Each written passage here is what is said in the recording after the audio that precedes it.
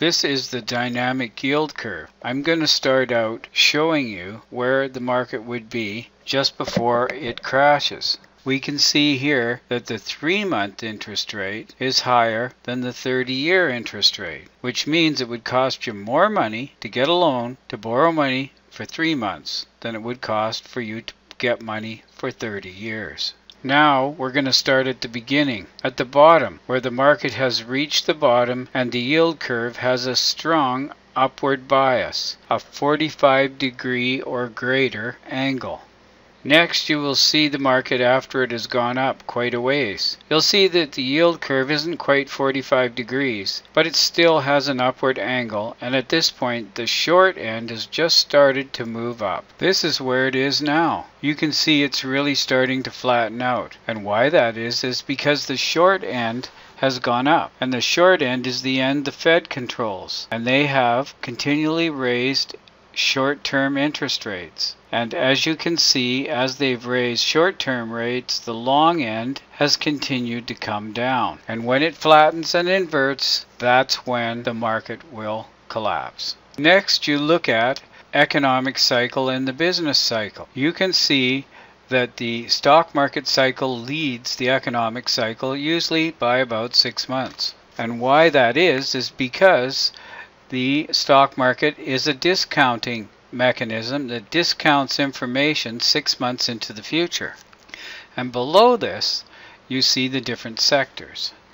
And when you look at it, this will show you when each sector is going to take off, and whether you're in an expansion phase or a contraction phase. This is a chart of the transports and the market, and you can see the transports, the yellow line tells you, according to our sector rotation, that unless you get an upward trend in the transports, it's a false signal and you're totally not interested. As you can see here, you have the market, you have the yellow silver line and the green gold line. You can see that silver tops out long before gold, and gold really doesn't start coming down till the market breaks out above the previous high. This is a chart of the silver market and the CRB, and you can see that when the CRB topped out, silver topped out. And as we looked before, silver topped out before gold. And the CRB, or the Commodity Channel Index, tells you whether the metal is being used as money or being used